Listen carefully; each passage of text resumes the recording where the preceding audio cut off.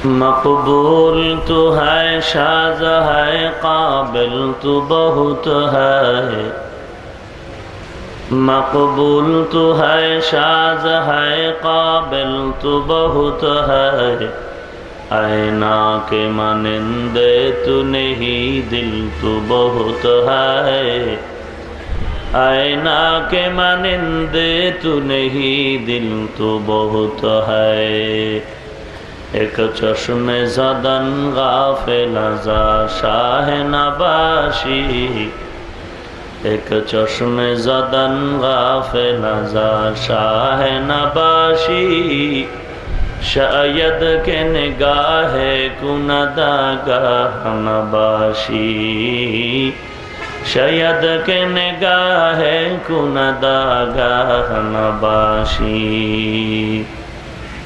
খিদমাতুল কোরআন ওয়া সুন্নাহ ক্যাডেট মাদ্রাসা কর্তৃক আয়োজিত 3 দিন ব্যাপী ওয়াজ মাহফিল ও হালকা জিকিরের আজ প্রথম দিন উপস্থিত মুহতারাম সম্মানিত সভাপতি প্রধান অতিথি বিশেষ অতিথিবৃন্দ মুআজ্জাজ ও মুকাররম জাতির মাথার মুকুট ওরাসাতুল আম্বিয়া হযরত উলামায়ে কেরাম দূর দূরান্ত থেকে আগত আল্লাহ পাকের আশিকিন জাকিরিন শাকিরিন মুহিব্বিন মুরব্বিয়ান আওয়াম কলিজার টুকরা আমার সমবয়সী যুবক বন্ধুগণ স্নেহের ছোট ভাই পর্দার আড়ালে অবস্থানরত শ্রদ্ধা সম্মানিতা মা ও বোনেরা আল্লাহ পাকের দরবারে লাখ কোটি শুকর ও সুজুদ যে আল্লাহ রাব্বুল আলামিন এই ফিতনার জামানায় কোরআন ও সুন্নাহর ভিত্তিতে সহি তরিকায় কিছু কথা বলার জন্য শুনবার জন্য আমাদেরকে কবুল ও মঞ্জুর করেছেন নিয়ামতের শুকর আদায়ার্থে মুসলমান হিসেবে ঈমানের আওয়াজকে উঁচু করে এক আওয়াজে উচ্চ কণ্ঠে সকলেই কালিমাত শুকর উচ্চারণ করি আলহামদুলিল্লাহ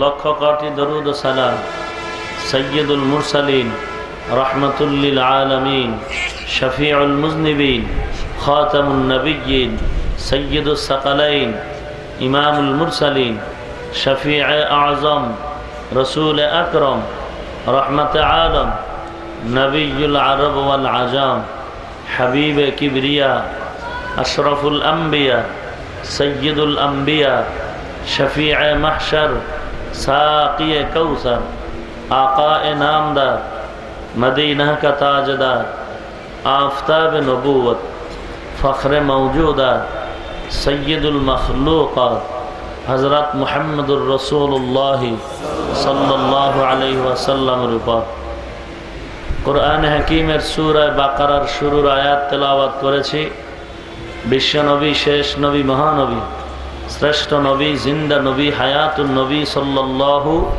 আলাইহি ওয়াসাল্লামের অসংখ্য অগণিত হাদিস শরীফের মধ্য থেকে এক হাদিস আপনাদের সামনে পড়েছি তিলাওয়াতকৃত আয়াতে কারিমা ও হাদিসে পাকের আলোকে কোরআন ও সুন্নাহর ভিত্তিতে সহি তরিকায় ইখলাসের সাথে কিছু কথা আমাকে বলার মতো আপনাদেরকে শুনবার মতো ধৈর্য হিম্মত তৌফিক আল্লাহ পাক দান করুন আমিন ধোঁয়া কোথা থেকে আছে ধোঁয়া নাকি কয়েল হ্যাঁ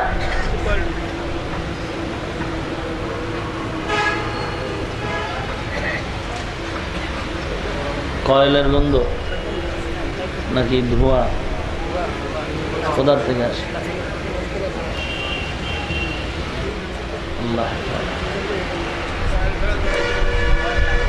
আলিফ লাম মিম এগুলো আরবি বর্ণমালা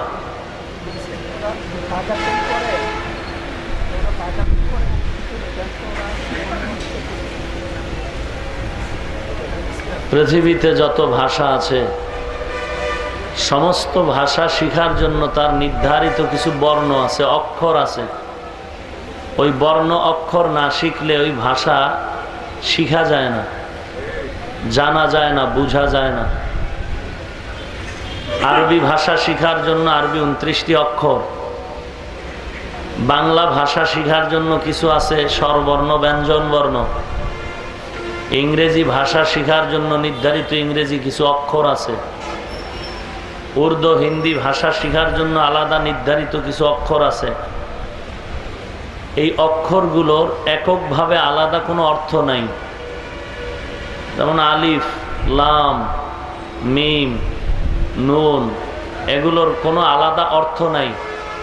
ক, খ, গ, ঘ, সরু সারেয়া, রস্যি, দীর্ঘ, এগুলোর কোনো আলাদা অর্থ নাই। এ, বি, সি, ডি, এগুলোর কোনো অর্থ নাই। আলিফ, বে, পে, তে, টে, চে, এগুলোর কোনো অর্থ নাই। আল্লাহ পাক রব্বুল আলামিন আরবি ভাষার কোরআন নাজিল করেছেন এবং এই কোরআন বিভিন্ন সময় বড় সূরা হিসাবে বা সূরার একটা অংশ আয়াত হিসাবে আল্লাহ পাক অবতীর্ণ করেছেন। এবং এর শুরুতে আল্লাহ পাক রব্বুল আলামিন বিভিন্ন সূরায় শপথ করেছেন। শপথের জন্য এরকম কিছু অক্ষর, আবার বিভিন্ন সূরার শুরুতে আরবি অক্ষরগুলো আল্লাহ পাক উল্লেখ করেছেন। আলিফ, লাম, র, তাহা, ইয়াসিন, কাফ, হা, ইয়া, আইন, সাদ। এরকম সূরা বাকারাও আল্লাহ শুরু করেছেন আলিফ, লাম, মিম। এই অক্ষরগুলোর কোনো আলাদা একক অর্থ নাই। হ্যাঁ, বাংলাতে বা আরবিতে বলেন, অক্ষরগুলো যখন মোরাক্কাব করা হয়, মিলানো হয়, তখন একটা শব্দ হয়। শব্দের অর্থ দাঁড়ায় ক, ল, ম। তিনটা অক্ষর ক, ল, ম, তিনটা মিলালে কি হবে? কলম। এখন অর্থ দাঁড়ালো লেখার একটা যন্ত্র, লেখার একটা যন্ত্র। এরকম আরবিতেও অক্ষর যদি মিলিত করা হয়, মিলানো হয়, তখন অর্থ দাঁড়াবে। কোরআন শরীফের বিভিন্ন সূরার শুরুতে আল্লাহ যে অক্ষরগুলো বলেছেন, তাফসীরের পরিভাষায় এগুলোকে হুরুফে মুকাত্তাআত বলা হয়, বিক্ষিপ্ত আরবি বর্ণমালা। আর কিছু আছে বিন্যস্ত আরবি বর্ণমালা, আলিফ, বা, তা, সা, ধারাবাহিক। আর এলোমেলো, এগুলো হলো মুকাত্তাআত, ভাঙাচুরা অক্ষরগুলো সাজানো। এই অক্ষরের কোনো অর্থই নাই। আলিফেরও কোনো অর্থ নাই, লামেরও কোনো অর্থ নাই, মিমেরও কোনো অর্থ নাই। সংক্ষেপে এই অক্ষরগুলো আল্লাহ কোরআনে কেন দিলেন? এত সুন্দর একটি কিতাব হলো কোরআন, যেই কোরআন সমস্ত পৃথিবীর কিতাবের থেকে একটা দামি কিতাব। সমস্ত বেঈমানরাও যেই কিতাবের সামনে মাথা নত করতে বাধ্য। কারণ পৃথিবীতে যত ইতিহাসের কিতাব আছে, কোরআনের মতো ইতিহাসের কিতাব আর একটাও নাই। পৃথিবীতে যত দর্শনের কিতাব আছে, কোরআনের মতো দর্শন বিদ্যার কিতাব আর পৃথিবীতে নাই।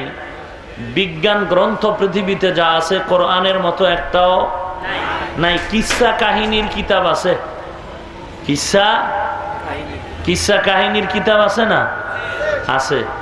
কিন্তু কোরআনের মতো কিসসা কাহিনীর কিতাব আর একটাও নাই। এই সুন্দর এক কিতাবে আল্লাহ অর্থহীন অক্ষর কেন উল্লেখ করেছেন? এক নাম্বার জবাব হলো, বেঈমান কাফের মুশরিকদের একটি সন্দেহের জবাব দিয়েছেন আল্লাহ এই অক্ষরগুলো দিয়ে। কোরআন নাজিল করার পরে রসুল কোরআনের আয়াত তেলাওয়াত করে শুনাইতেন। এটা রসুলের প্রথম কাজ। 4টা কাজ নিয়ে রসুল দুনিয়াতে আগমন হয়েছেন। এই 4 কাজ নিয়ে রসুল আসার পরে প্রথম দায়িত্ব হলো ইয়াতলু আলাইহিম আয়াতি, কোরআনের তেলাওয়াত করে মানুষকে শোনাবে। আল্লাহর নবী যখন এই কোরআন তেলাওয়াত করে শুনাইতেন, মুশরিকরা বলতো মুহাম্মদ নিজে নিজে কোরআন বানায়, বলে এটা আল্লাহর কোরআন। আল্লাহ পাক এই বেদিন মুশরিকদের দাঁত ভাঙ্গা জবাব দিলেন আলিফ, লাম, মিম দিয়া। আর বললেন, হে মুশরিক, মুহাম্মদ যদি কোরআন নিজে বানাইতো, তাহলে আলিফ, লাম, মিমের অর্থ মুহাম্মদ নিজেই জানতো। যেহেতু আলিফ, লাম, মিমের অর্থ মুহাম্মদ নিজেই জানে না, প্রমাণ হলো এ কোরআন মুহাম্মদের বানানো না, এটা আল্লাহর কোরআন। এটা কার কালাম? এক নাম্বার জবাব মুশরিকদের সন্দেহের জবাব, এটা মানুষের বানানো নয়। লাইসা হাযা মিন তাকাতিল বাশার, মানুষের শক্তির সীমা নাই, এটা বানানো নয়। একমাত্র এটা বাল হুয়া কুরআনুম মাজিদ, একমাত্র আল্লাহ পাকের প্রদত্ত কথা। এটা আল্লাহর কালাম, আর এটাকে মাখলুকও বলা যাবে না। আহলে সুন্নাত ওয়াল জামাতের আকীদা এটা মাখলুক নয়। বাকি এটা খালেক বলে না, খালেকও নয়। কিন্তু মুতাজিলা এক ভ্রান্ত আকীদার সম্প্রদায়। মুতাজিলা হাসান বসরি তাবেঈ রহমতুল্লাহ আলাইহি, তার যুগ থেকে এই ভ্রান্ত আকীদা সম্পন্ন মুতাজিলার জন্ম হলো। আবু আলী জুব্বাই হলো মুতাজিলার বড় এক ইমাম। তাদের আকীদা হলো আল্লাহ যদি সব গুনাহগারকে জান্নাতে দেয়, এটা আল্লাহর বেইনসাফি হবে। এটা হলো মুতাজিলা। রাসূল দুনিয়া থেকে যাওয়ার পূর্বে বলে গেছেন, আমার উম্মতের দল ৭৩টা হবে, এর মধ্যে এক দল জান্নাত পাবে আর ৭২ দল জাহান্নামী। এই ৭২ দলের ভেতরে এক দল মুতাজিলা, এটা তার প্রধান দলের নাম। এর মধ্যে আবার পরস্পরে দ্বন্দ্ব করে আরো ১৯ দল, টোটাল ২০ দল। এই মুতাজিলারা ২০ দল। আর রসুলের ইন্তেকালের পরে দাফন হওয়ার আগে আরেকটা দলের জন্ম হয়েছিল, রাফিজি দল। আর এই রাফিজির থেকে শিয়া সম্প্রদায়ের জন্ম। যেই শিয়ারা কয়েকদিন আগে হায় হোসেন বলে চিৎকার করে বেলেট দিয়ে রক্ত ঝরিয়েছে, অথচ ফজরের নামাজ পড়ে নাই। এরা হায় হোসেন বলে হোসাইনের মায়ায় ভেঙে মোহাব্বতের নজির স্থাপন করতে চেয়েছে। কিন্তু আমি সারা দেশ জুড়ে বলেছিলাম সেই সময় কয়েকদিন আগে, যারা হায় হোসেন বলে রক্ত ঝরাচ্ছে অথচ নামাজ নাই, পর্দা নাই, টুপি নাই, দাড়ি নাই, চোখে পানি নাই, এরা মূলত হোসাইন রাদিয়াল্লাহু তাআলা আনহুর ভক্ত নয়। হাকিকাতে হোসাইনের ভক্ত দাবি করলে আমরা দাড়িওয়ালা টুপিওয়ালা দাবি করতে পারি। এই শিয়া দল এরা আবার নিজেরা দ্বন্দ্ব করে, আরো ২১ দল হইছে, টোটাল ২২। বর্তমান যেই শিয়ারা আছে বাগদাদ ইরাকের জমিনে, এরা ইমামিয়া দলের লোক। এদের দলটার নাম ইমামিয়া। এদের আকীদা হলো মোহাম্মদ নবী নয়, নবী হলো আলী। মোহাম্মদের যেই সাহাবায়ে কেরাম নবী মেনেছে তারা কাফের। এদের ২২ দলের এক দলে কয় জিব্রাইলের আল্লাহ পাঠাইছেন মোহাম্মদের আলীর কাছে, ভুলে গেছে মোহাম্মদের কাছে। ২২ দল শিয়ার আর এক দলে কয় না না, আলী নিজেই নবী, জিব্রাইলও আসছে, তবে আলী বলছে মোহাম্মদ তুমি আমার পক্ষ থেকে মানুষের কাছে কালেমার দাওয়াত দাও, আমি আলী নবী। মোহাম্মদ গিয়ে আলীর নাম না কয়ে আর নিজেই নবী দাবি করছে। এই শিয়া সম্প্রদায় এরা ২২ দল, মুতাজিলা ২০ দল, খাওয়ারেজ ২০ দল। এই শিয়ার থেকে খারিজি দল পৃথিবীতে আগমন করলো। জঙ্গে সিফিন, জঙ্গে জামাল। জঙ্গে জামাল মানে উটনি, জং মানে যুদ্ধ। উটনির যুদ্ধ নামে যেই যুদ্ধটার পরিচয় পৃথিবীতে পেয়েছে, এই যুদ্ধর সেনাপতি বা উটনির পিঠে যুদ্ধের দায়িত্ব পালন করেছিলেন আম্মাজান আয়েশা রাদিয়াল্লাহু আনহা। কিন্তু এই যুদ্ধে আলীও রাজি ছিলেন, মুয়াবিয়াও রাজি ছিলেন না। যুদ্ধ কেন? হোসাইন রাদিয়াল্লাহু তাআলা আনহুর শাহাদাতের প্রতিশোধ। শাহাদাতের প্রতিশোধে এই যুদ্ধ। কিন্তু শেষ পর্যন্ত এখানে ৭০,০০০-এর উপরে মুসলমান মানুষ মারা গেল। শেষ পর্যন্ত যুদ্ধ বন্ধ, চুক্তিপত্র হলো মুআবিয়া আর আলীর সাথে। এই চুক্তিতে শিয়ারা মানতে রাজি নয়। এদের মধ্যে একদল বলে আমরা আলীর জন্য জীবন দেই, আলী আমগো কথা রাখবে না, মুআবিয়ার সাথে যুদ্ধ করি, ইয়াজিদের সাথে যুদ্ধ করি। আলী বলে যুদ্ধ হবে না, তা আলীরেও মানি না। এখান থেকে আরেক দল বের হয়ে গেল, খারেজ হয়ে গেল। এরা পরবর্তীতে আবার 20 দলে রূপান্তরিত হলো, খাওয়ারেজ। এইরকম 73 দল, জাবরিয়া, নাজ্জারিয়া, মুসাব্বেহা। এরপরে একটা দল নাজিয়া, যারা নাজাত প্রাপ্ত দল। সাহাবা একরাম বললেন মান হিয়া ইয়া রাসূলুল্লাহ, নাজাত প্রাপ্ত দল কারা? রসুল বলেন মা আনা আলাইহি ওয়া আসহাবি, আমি এবং আমার সাহাবা একরাম যেই পথে আছেন ওই পথে যারা থাকবেন তারা নাজাত প্রাপ্ত জান্নাতি। কথাটা খেয়াল করেন, মা আনা আলাইহি ওয়া আসহাবি, আমি এবং আমার সাহাবা একরাম, আমি এবং আমার সাহাবায়ে কেরাম যেই পথ ও মতে আছেন এই পথে যারা থাকবেন তারা জান্নাতি। অতএব যারা শুধু নবী মানে, সাহাবীদের কথা মানতে চায় না, ওমরের 20 রাকাত তারাবি মানতে চায় না, এরা নাজাত প্রাপ্ত নয়, এরা 72 দল জাহান্নামীর কোন এক দল। এরা সাহাবী মানে না, এরা সাহাবী মানে না, এরা নবী মানে। তো আল্লাহ রাব্বুল আলামিন মুশরিকদের জবাব দিলেন, এ কোরআন কার? আল্লাহ। 2 নাম্বার জবাব মুমিনের ঈমান পরীক্ষা করার জন্য আল্লাহ অক্ষরগুলো দিলেন যে হে মুমিন, আলিফ লাম মিম এগুলোর অর্থ নাই, তোমরা কি কোরআনের অর্থ বুঝলে মানো নাকি না বুঝলে মানো?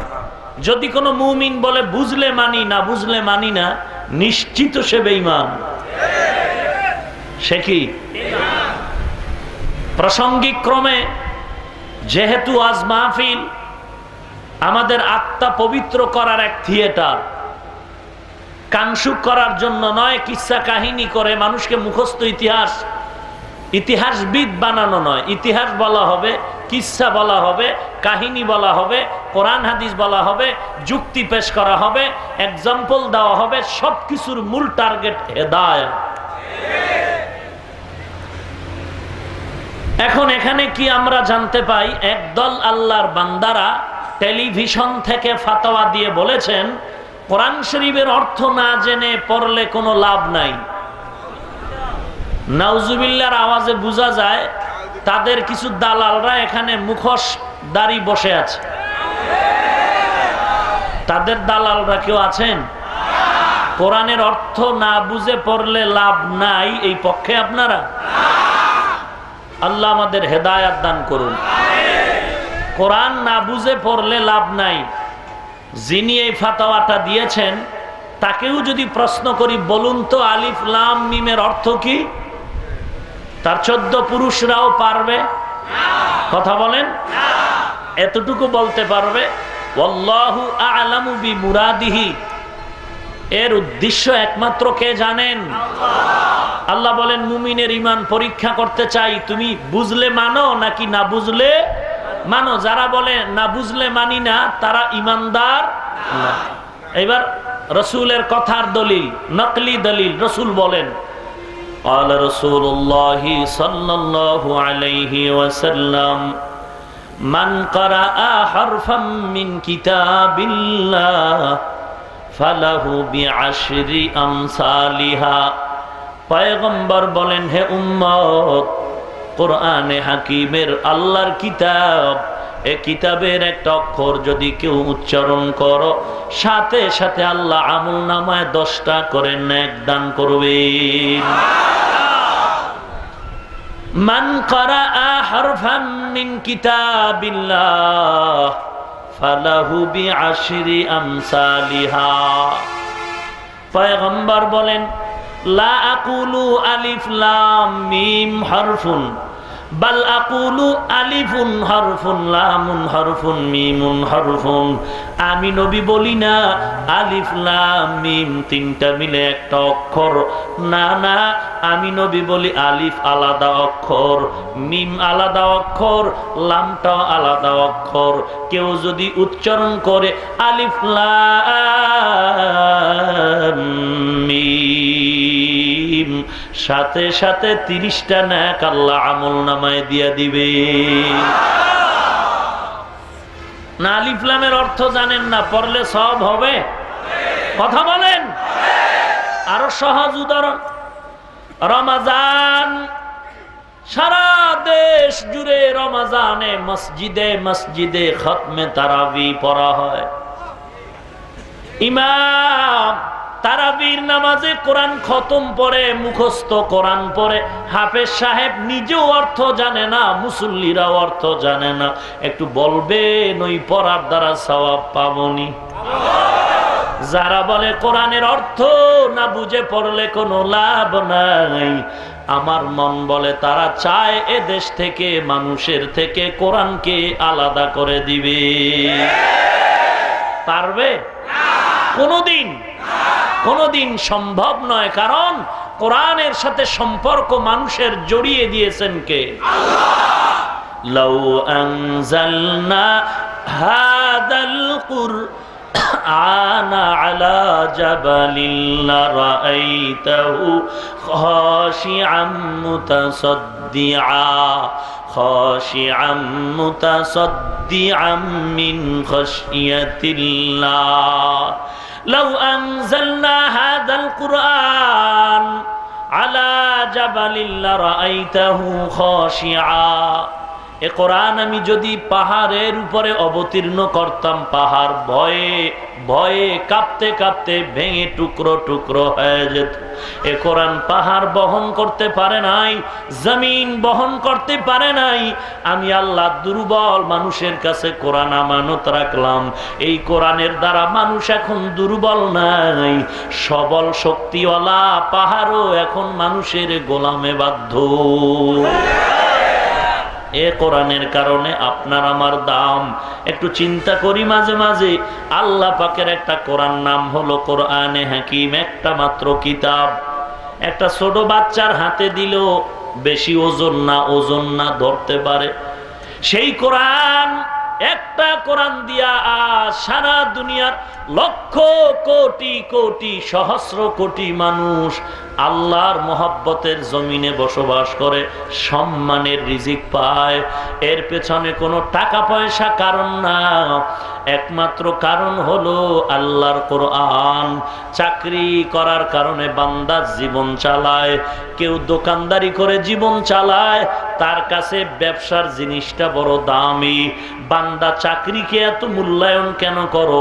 বলে চাকরি আমার ছেলে মেয়ের পেটে ভাত দেয়। বান্দা তুমি রিক্সা চালাও, রিক্সাটার এত মহব্বত করো কেন?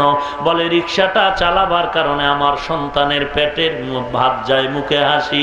ওরে মুসলমান, যেই কারণে যেই জিনিসের খেদমতের কারণে মানুষ জীবন চালায়, চাকরির কারণে জীবন চালায়, চাকরির জন্য বড় মূল্যায়ন। চাকরির বিরুদ্ধে কথা বললে মনে কষ্ট। ব্যবসার কারণে বান্দার জীবন চলে, ব্যবসার বিরুদ্ধে কথা বললে মনে কষ্ট। ওরে টুপিওয়ালার দল, ওরে মুসলমানের দল, আমরা তো সরকারি চাকরিও করি না, কোনো ব্যবসাও করি না, আমাদের এত সম্মান কেন, এত দাম কেন?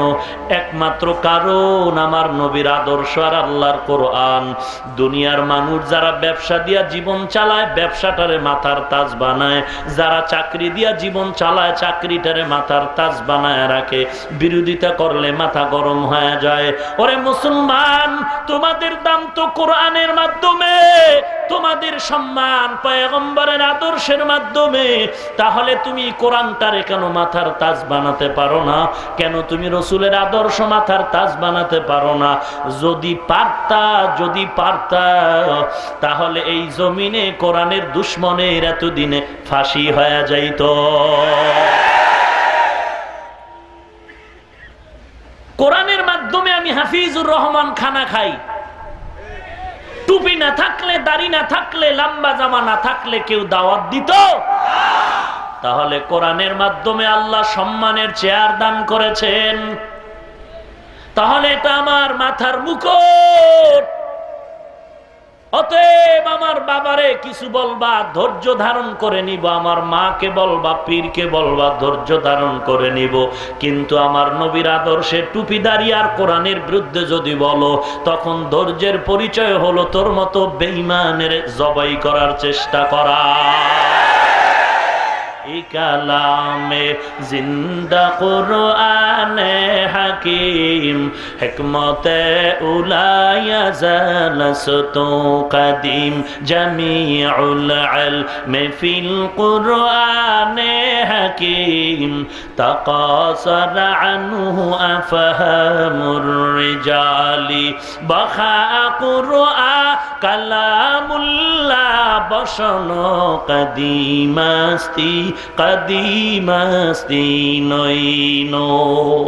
2 নম্বর জবাব। প্রশ্ন ছিল অর্থহীন অক্ষর কেন আল্লাহ কোরআনে উল্লেখ করলেন? 1 নাম্বার গেল। 2 নাম্বার জবাব, মুমিনের ঈমানটা পরীক্ষা করার জন্য আল্লাহ বললেন আলিফ লাম মিম। বান্দা তুই বুঝলে মানবি নাকি না বুঝলেও মানবি? যদি বলো আমি কোরআন বুঝলেও মানি না বুঝলেও মানি, তুমি ঈমানদার। আর যদি বলো আমি কোরআন বুঝলে মানি না বুঝলে মানব না, 22 হাত পাগড়ি লাগাইলো তুমি বেঈমান। 3 নাম্বার জবাব হলো আসলেই অক্ষরের অর্থ আছে, তবে খালেক জানেন, মাখলুকতের কেউ জানে না। কে জানেন? একমাত্র আল্লাহ জানেন এর অর্থ, আমরা কেউ জানি না। হ্যাঁ, অনেক মুফাসসিরিন ইকরামের আংশিক কিছু ব্যাখ্যা বলেছেন। আলিফ দ্বারা আল্লাহ, লাম দ্বারা জিব্রাইল, মিম দ্বারা মুহাম্মদ সাল্লাল্লাহু। এরাও সব বইলে টুইলে বলে মূল কথা আল্লাহই ভালো জানেন। আল্লাহ তার মাকসাদ, তার মুরাদ ভালো জানেন। আল্লাহ পাক এরপরে বলেন যালিকাল কিতাবু লা রাইবা ফীহি হুদাল লিল মুত্তাকিন।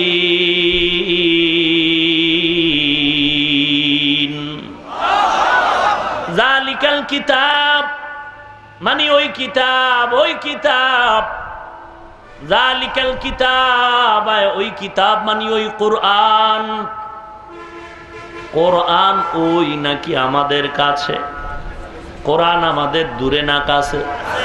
মসজিদের বারান্দায় কোরআন, আমার দিলের ভেতরে জমা আছে আল্লাহর কোরআন। ছোট ছোট 8 বছরের বালক মাদ্রাসার হাফেজের সিনায় কোরআন। এ কোরআনটা দূরে না, বরং অনেক কাছে, চোখের সামনে কোরআন। আল্লাহ পাক রব্বুল আলামিন বলেন যালিকাল কিতাব মানে ওই কোরআন। আরবি গ্রামার মতে কোন দূরের জিনিস ইঙ্গিতের জন্য জালিকা ইসমি ইশারা ব্যবহার করা হয়, আর নিকটের কোন জিনিসকে ইঙ্গিতের জন্য হাজা উচ্চারণ করা হয়। কোরআন যেহেতু দূরে না, কোরআন আমাদের কাছে, অতএব এখানে জালিকা না বলে হাজাল কোরআন বলাটাই ভালো ছিল। আল্লাহ হাজাল কোরআন না বলে জালিকাল কোরআন বললেন কেন? প্রশ্নটা বুঝেননি? দূরের জিনিস ইঙ্গিতের জন্য জালিকা, নিকটের জিনিসকে ইঙ্গিত করার জন্য হাজা। কোরআন দূরে না নিকটে? তাহলে জালিকা না হাজা? আল্লাহ হাজাল কিতাব না বলে জালিকাল কিতাব বললেন কেন? 1 নাম্বার জবাব, জালিকাল কিতাব মানি হলো হাজাল কিতাব, এই কিতাব, এই কিতাব। 2 নাম্বার জবাব হলো জালিকাল কিতাব মানে ওই কিতাব। ওই বলতে কি বলে? ওই আদম নবী, ওই আদম নবী থেকে এই ঈসা নবী পর্যন্ত আল্লাহ যত কিতাব দিয়েছেন 104খানা কিতাব আল্লাহ নাজিল করেছেন মানুষের হেদায়েতের জন্য। এর মধ্যে 10টা কিতাব দিয়েছেন আদম নবীরে, 10টা কিতাব দিয়েছেন পয়গম্বর ইব্রাহিম নবীরে, আর শীষ নবীরে দিয়েছেন 30-50টা, ইদ্রিস আলাইহিস সালামকে দিয়েছেন 30টা। এই হলো 100। আর 4 কিতাব প্রসিদ্ধ, তাওরাত, জবুর, ইনজিল আর কোরআন। এটা 4 নবীকে দিয়েছেন, আপনারা জানেন। এই 104খানা কিতাবে আল্লাহ কোরআন ছাড়া যত কিতাব আল্লাহ দান করেছেন 103টা কিতাবে আল্লাহ যত কোরআনে ইলম দান করেছেন, কিতাবের মধ্যে যত জ্ঞান দিয়েছেন, এগুলো সব জমা করে আল্লাহ সব মূল মাকসাদ কোরআনেও দিয়া দিছে। তাহলে ওই কিতাব মানি ওই তাওরাতের কিতাব, ওই তাওরাতের ইলম এই কোরআনে, ওই জাবুরের ইলম এই কোরআনে, ওই ইনজিলের ইলম এই কোরআনে। 2 নাম্বার জবাব হলো জালিকাল কিতাব, মানে আগের নবীর কিতাবের ইলম এই কোরআনে দেওয়া আছে, এজন্য ওই কিতাবের দিকে ইশারা করার জন্য বলে জালিকাল কিতাব। 3 নাম্বার জবাব, কোরআন শরীফের লফজ আমাদের সামনে, আমরা দেখে দেখে কোরআন শরীফ পড়ি, আলিফ লাম মিম যালিকাল কিতাব লা রাইবা ফীহি আলহামদুলিল্লাহি রাব্বিল আলামিন আর রহমানির রহিম। এই লফজগুলো আমাদের সামনে, লাইনগুলো চোখে দেখি খুবই কাছে, তরজমাও দেখি, কিন্তু এর এলেম তাফসির হিকমত আমাদের কাছে না। এই কোরআন বুঝতে হলে বহু দূরের এলেমের দরকার। এই এলেমটা হিকমত তাফসির আমাদের জেহেন থেকে অনেক অনেক অনেক অনেক দূরে। ওই দূরের তাফসিরকে হিকমতকে বলা হলো জালিকাল কিতাব। জবাব নাম্বার 4, জালিকাল কিতাব, ওই কিতাব, ওই কিতাব বলে ওই মানি কই, বলে 7 আসমানের উপরে। ওই কিতাব মানি 7 আসমানের উপরের ওই কিতাব, বলে ওই মানি কত দূর, বলে জমিন হলো পৃথিবী, এই জমিনের উপরে যে খালি জায়গা বিজ্ঞানীরা বলে মহাশূন্য, এর দূরত্ব হলো 500 বছর। এর উপরে প্রথম আসমান, প্রথম আসমানটাও দূরত্ব মোটা 500 বছর। আল্লাহর নবী বিবরণ দিয়া বলেন এই প্রথম আসমানের উপর আর একটা মহাশূন্য আছে, ওই মহাশূন্যটার দূরত্ব 500 বছর। এই মহাশূন্যের উপরে হলো দ্বিতীয় আসমান, দ্বিতীয় আসমানটাও হলো 500 বছরের মোটা। এর উপরে আর একটা মহাশূন্য 500 বছরের দূরত্ব। এর উপরে হলো তৃতীয় আসমান 500 বছরের মোটা। এর উপরে আর একটা মহাশূন্য, এটাও 500 বছরের দূরত্ব। এর উপরে হলো চতুর্থ আসমান 500 বছরের মোটা। তার উপরে আর একটা মহাশূন্য, মহাশূন্য, এর উপরে 500 বছরের দূরত্ব। মহাশূন্যের উপরে হলো পঞ্চম আসমান, পঞ্চম আসমানটাও মোটা 500 বছর। তার উপরে আর একটা মহাশূন্য, মহাশূন্যটাও 500 বছরের দূরত্ব। এর উপরে ষষ্ঠ আসমান, ষষ্ঠ আসমানের উপরে আর একটা মহাশূন্য, মহাশূন্য পেরিয়ে সপ্তম আসমান, সপ্তম আসমানটাও 500 বছরের দূরত্ব। এই 7 আসমান 7টা মহাশূন্য পেরিয়ে সপ্তম আসমানের উপরে আল্লাহ একটা ঘর বানাইছেন, ঘর, নূরের ঘর, নূরের ঘর। ওই ঘরটার নাম হলো বাইতুল মামুর। বাইত মানি ঘর, মামুর মানি আবাদ করা, আবাদকৃত ঘর। আল্লাহর নবী বলেন ওই সপ্তম আসমানের উপরে যেই ঘর, নূরের ঘর, ওটা ফিরিস্তাদের কিবলা কাবা।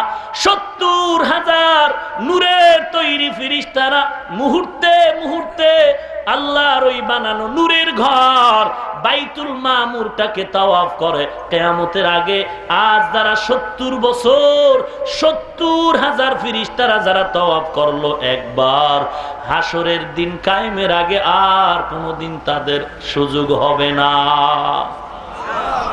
ওই বাইতুল মামুর, কেউ বলেছেন চতুর্থ আসমানে বাইতুল মামুর, কেউ বলেছেন না প্রত্যেকটা আসমানে একটা বাইতুল মামুর আছে, প্রত্যেকটা জমিনের মধ্যে একটা বাইতুল মামুর আছে।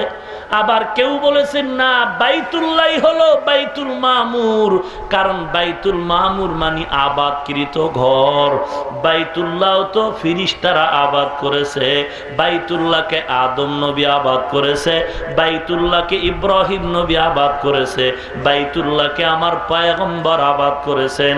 এই যে বাইতুল মামুর এমন জায়গায় আল্লাহ রেখেছেন, মুফাসসিরিনে কেরাম বলেছেন 7 আসমানের উপরে নূরের ঘর, বাইতুল মামুরের ছাদের মধ্যে যদি একটা পাথরের টুকরা ছেড়ে দেওয়া হয়, সোজাসুজি সপ্তম আসমান থেকে ভেদ করে ষষ্ঠ, পঞ্চম, চতুর্থ, তৃতীয়, দ্বিতীয়, প্রথম আসমান ভেদ করে ওই 7 আসমানের উপরের বাইতুল মামুরের ছাদের পাথরটা বরাবর এসে জমিনে বাইতুল্লাহর ছাদের উপরে পড়বে।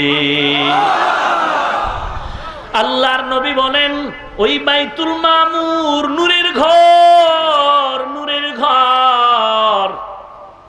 পয়গম্বর আদম নবী দুনিয়াতে আসার 2000 বছর আগে এই জমিনে বসবাস করেছিল জিনের দল।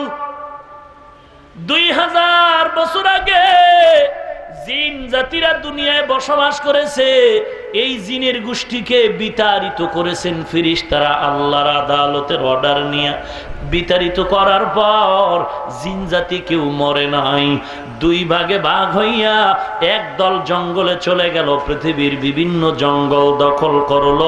আর একদল জিনেরা সাগরের মধ্যখানে গিয়া বাসা বাড়ি করে সেখানে আরাম করে ঘুমায়। জিনেরা এখনো আছে, হাজার হাজার বছর তাদের বয়স হয়ে গেছে, ও এখনো আল্লাহর ইবাদত করে, কারণ আল্লাহ জিনেরও বানাইছেন তার ইবাদত করার জন্য। মা খালাকুতুল জিন্না ওয়াল ইনসা ইল্লা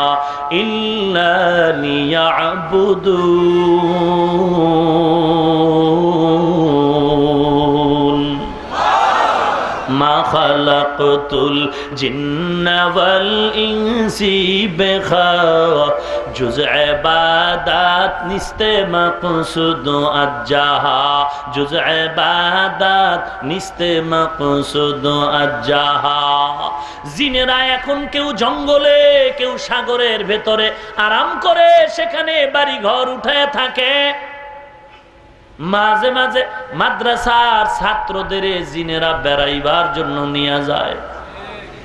কুমিল্লার এক ছাত্ররে নিয়ে গেছিল, নিয়ে যাওয়ার পর 2 সপ্তাহ পরে ফিরে দিয়ে গেছে। মা বাবায় তাদবীর করেছিল। জিজ্ঞাসা করা হলো, রে ছেলে কি দেখলি, কই গেছিলি, 2 সপ্তাহ কই ছিলি, কি খাইছো?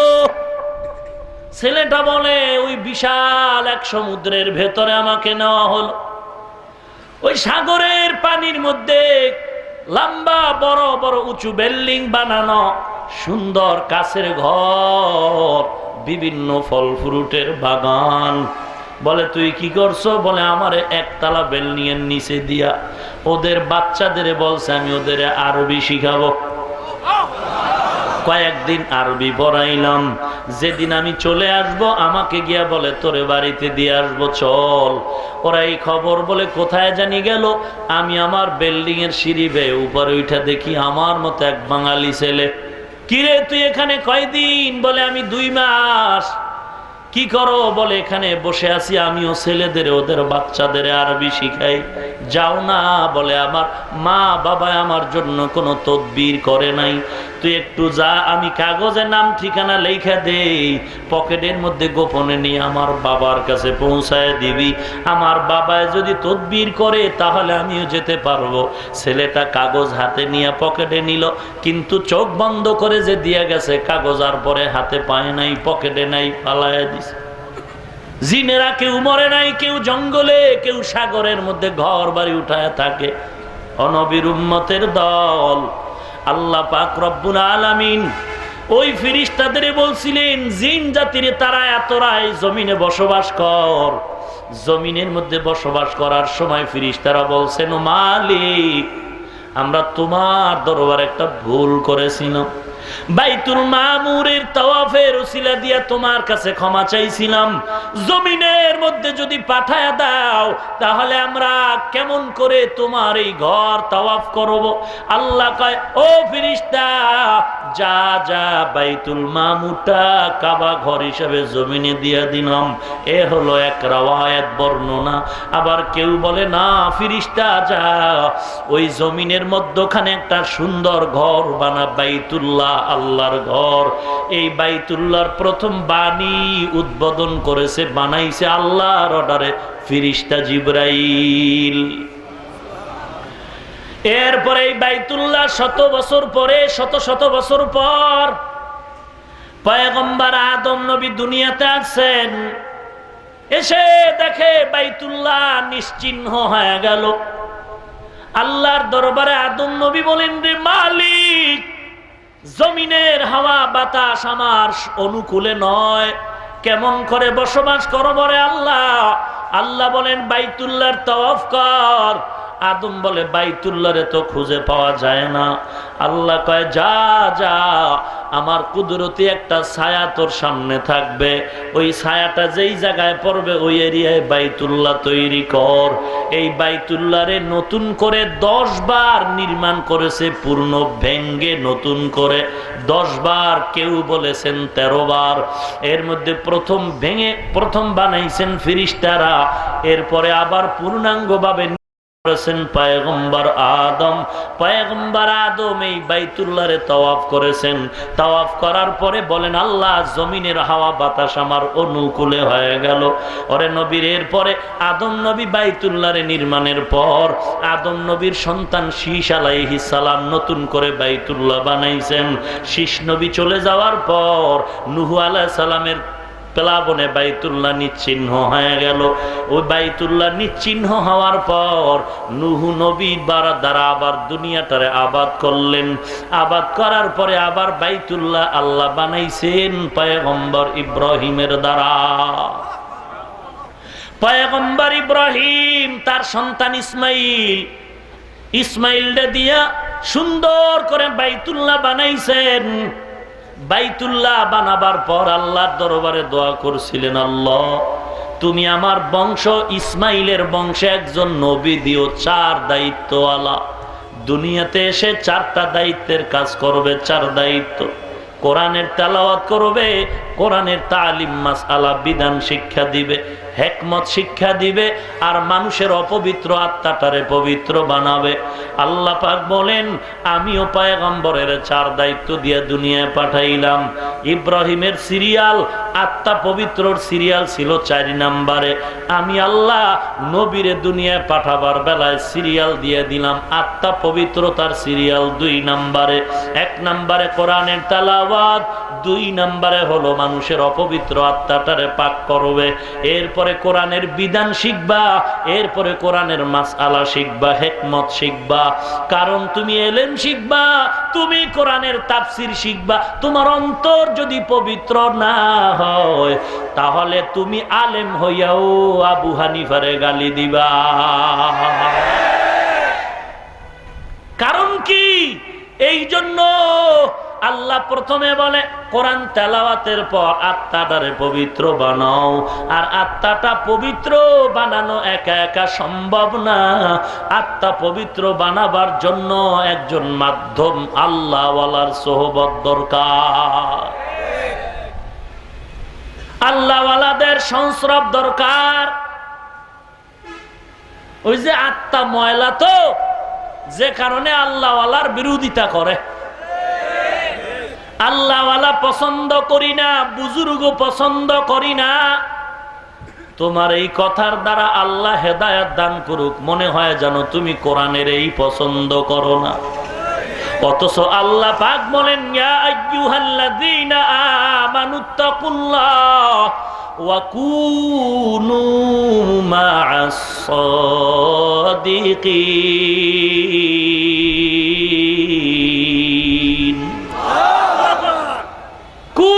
কুনু আমরের সিগা, আমর হয় ফেলে মুজারের থেকে। ফেলে মুজারের একটা খাসিয়াত হলো দাওয়ামের অর্থ দেয়, দাওয়াম, সব সময়। তাহলে কুনু মা'আস সাদিকিন, আল্লাহওয়ালার বন্ধু হও। না, আল্লাহওয়ালার বন্ধু থাকো, সব সময় থাকো। একজন আল্লাহর ওলি মরে যাওয়া মাত্রই আরেকজন আল্লাহওয়ালার হাতে হাত দাও।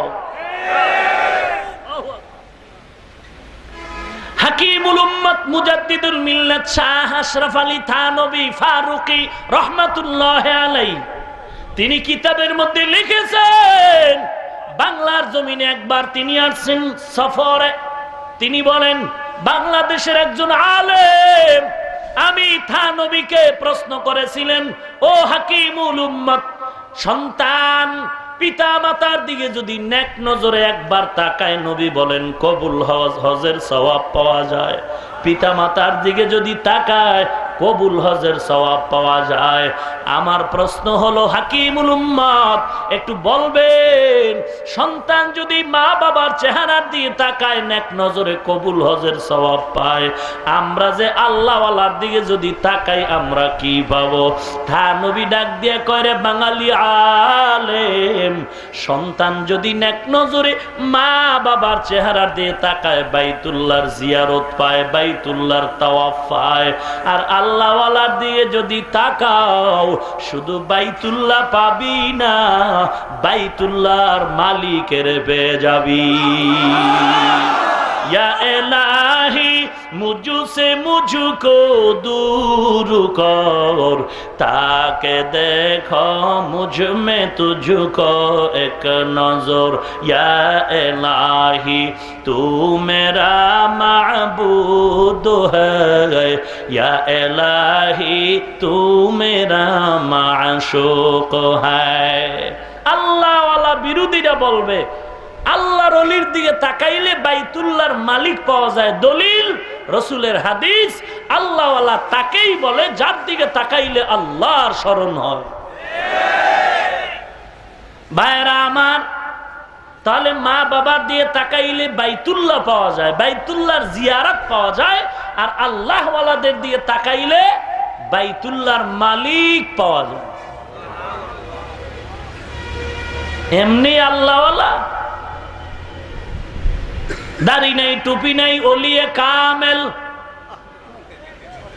কি মুজাদ্দিদে জামান, কি বলে না? বলে কিরে, দাড়ি নাই, টুপি নাই, কই তোর মুজাদ্দিদ পাইছো? বলে তুমগো টুপিওয়ালা পীর বাবা জানা জানে, আমগো পীর বাবা দাড়ি না রাখলেও অনেক জানে। কি জানে? বলে আমার পীর বাবায় দিলের কথা বলে দেয়, পেট ব্যথা ভালো করে দেয়, বা খানকার মধ্যে থাইকা আমার পীর বাবায় রোগ ব্যাধি ভালো করে দেয়। ওরে বাঙালি মুসলমান, পায়ে ধরে বলি, কোনো হিংসা নাই, কোনো দালালি নাই, দ্বন্দ্ব নাই।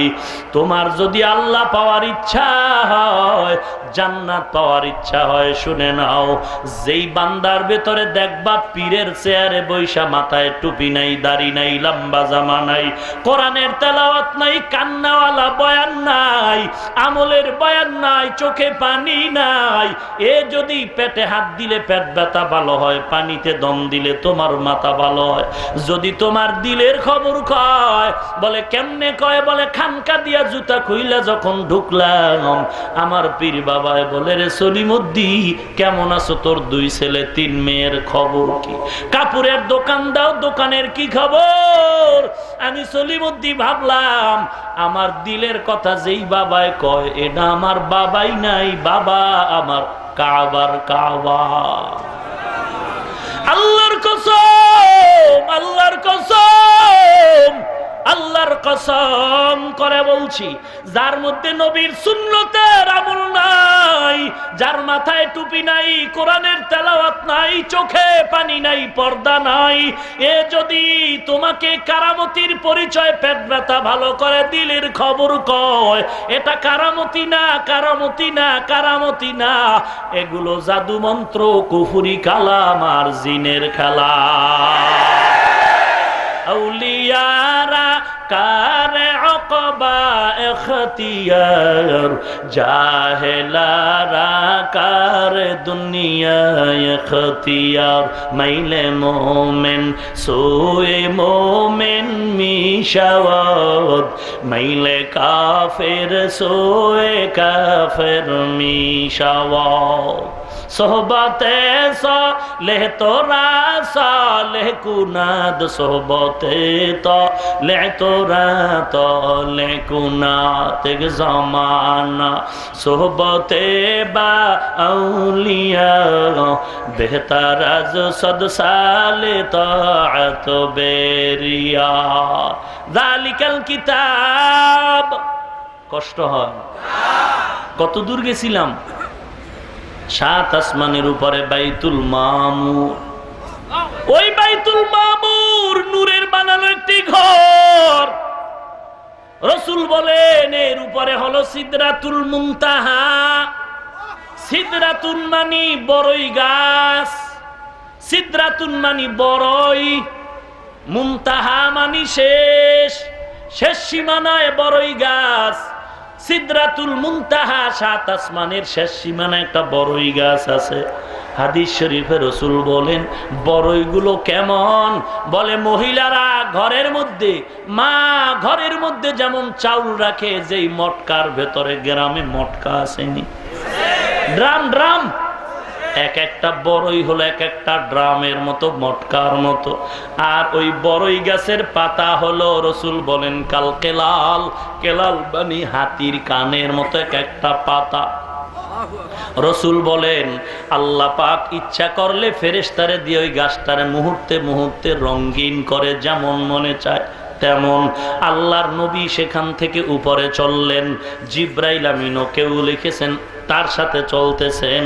জিব্রাইল আমিন ওখানে রইয়া গেছেন, এটা আমরা বলি সবাই জানি, তবে এটা নির্ভরযোগ্য সূত্রে কোনো বর্ণনা পাওয়া যায় না।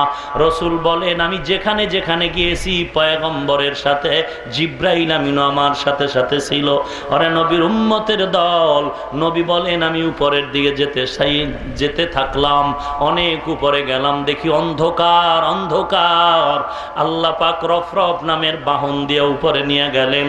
অনেক উপরে গিয়া দেখলাম, অনেক উপরে ওই অন্ধকারের উপরে পানি আর পানি, পানি আর পানি, পানি আর পানি। ওই পানির উপরে আল্লাহ বানায় রাখছেন নূরের তৈরি আরশে আযীম, নূরের তৈরি আরশে আযীম। আল্লাহ রাব্বুল আলামিন ওই আরশে আযীম এত বিশাল বানাইছেন, আরশে আযীমটা মনে হয় যেন গোটা দুনিয়াটাকে আটকায় রাখছে। এই প্রথম আসমান যত বড়, তার থেকে দ্বিতীয় আসমান আর একটু বড়, দ্বিতীয় আসমান থেকে তৃতীয় আসমান আর একটু বড়।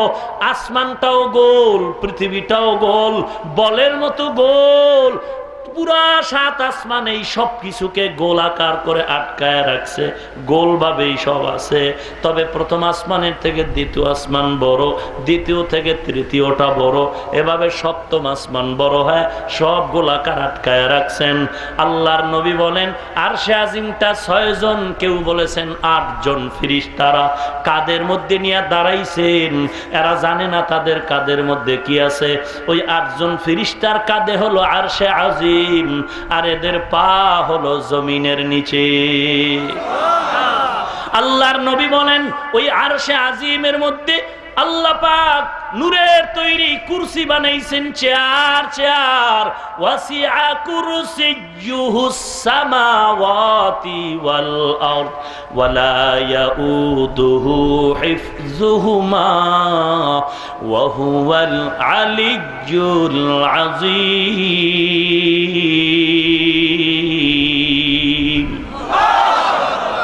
আল্লাহ রাব্বুল আলামিনের পয়গম্বর বলেন আরশে আজিমের মধ্যে বসাইছেন একটা কুরসি, চেয়ার। এটা একেবারে স্টেজের উপরে যেমন চেয়ারের পায়া, বলে না না, আল্লাহর আরশের অনেক অনেক অনেক উপরে হলো আল্লাহর কুরসি, চেয়ার, যেখানে আমার আল্লাহ সমসীন। আর রহমান আলাল আরশিস্তাওয়া, আল্লাহ আরশের ভিতরে সমসীন। আল্লাহ পাক রব্বুল আলামিন আরশের মধ্যে কুরসি বানাইছেন, ওই কুরসিটাও ফেরেশতারা কাঁধে নিয়ে দাঁড়ায় আছে। এরপরে কুরসির পার্শ্বে আছে একটা তক্তা, তক্তা, এই তক্তাটার নাম হলো লাউহে মাহফুজ। বাল হুয়া কুরআনুম মাজিদুন ফি লাউহিম মাহফুজ।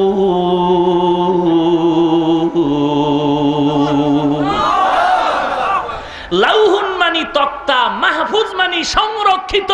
লাউহে মাহফুজ মানি সংরক্ষিত একটা তক্তা। এত বিশাল একটি তক্তা আল্লাহ সেখানে রাখছেন। ওই তক্তার ভেতরে সবার তকদিরের লিখন আছে, এবং কে কোন দিন মারা যাবে, কে কোন দিন দুনিয়াতে আসবে, কে কোন দিন কোথায় খাবে, সব